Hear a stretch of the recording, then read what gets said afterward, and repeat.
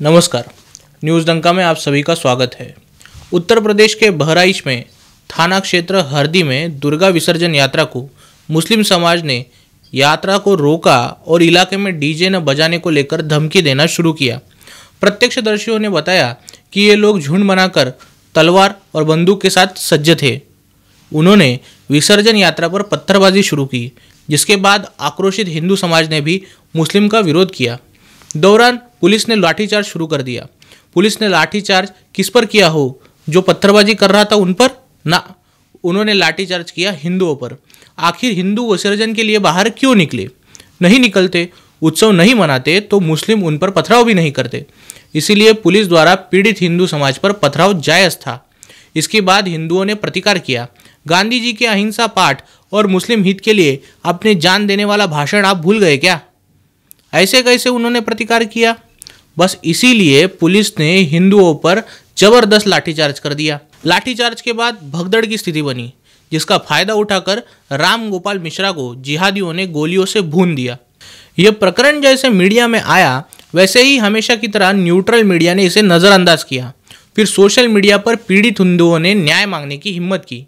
बाकी हिंदुओं को इस हमले के खिलाफ आवाज़ उठाना शुरू कर दिया। फिर क्लिप कटवा, हमेशा की तरह क्लिप कटवा के सोशल मीडिया पर लाया और लोगों को बताया कि देखो यार, कैसे राम गोपाल मिश्रा मस्जिद पर लगे हुए हरे झंडे को उतारकर भगवा लगा रहा था।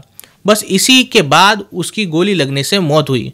सोशल मीडिया हिंदुओं को पल भर के लिए लगा कि पहले राम मिश्रा ने ही झंडे को उतारकर गलती की होगी, लेकिन क्लिप कटवा हमेशा की तरह इस बात को काट गया कि पहले मुस्लिम समाज ने पत्थरबाजी शुरू की थी। सोशल मीडिया पर एक समुदाय पहले से है जो दंगों से लेकर आंदोलन तक क्लिप कटवे की वीडियो आते ही अपना अलग ही उत्सव मनाने लग जाता है।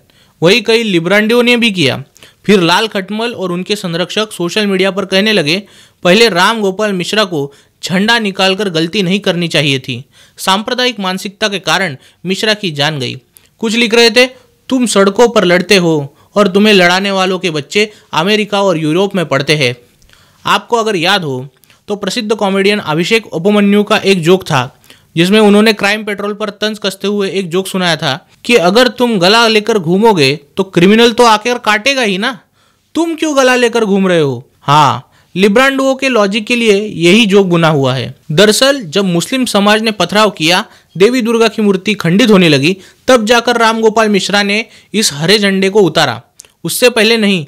इसे लिब्रांडुओ तुम्हारी भाषा में प्रोटेस्ट करना कहते हैं, अभिव्यक्ति की स्वतंत्रता कहते हैं। इसी के बाद पुलिस ने लाठीचार्ज किया, जिसका फायदा उठाकर मिश्रा पर गोलियां चलाई गई। प्रकरण में अब तक मुख्य आरोपी को पुलिस पकड़ ही नहीं पाई है।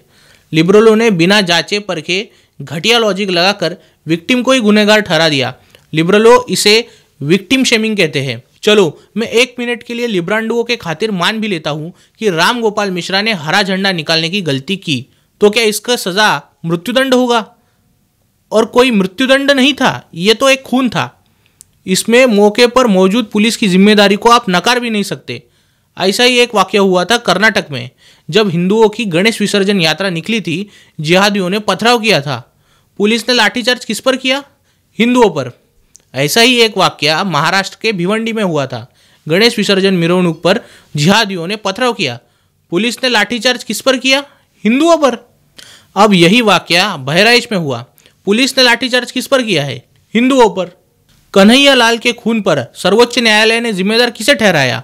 हिंदू नूपुर शर्मा को। दिल्ली दंगों के लिए मीडिया ने दोषी किसे ठहराया? हिंदुओं को।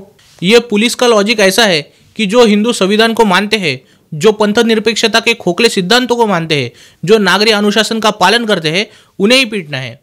वरना सामने वाली भीड़ तो लाठी से तुम मारोगे, वो तुम्हें जान से मार देगी। पुलिस की इन्हीं कार्रवाइयों को मैं बुजदिली कहता हूँ।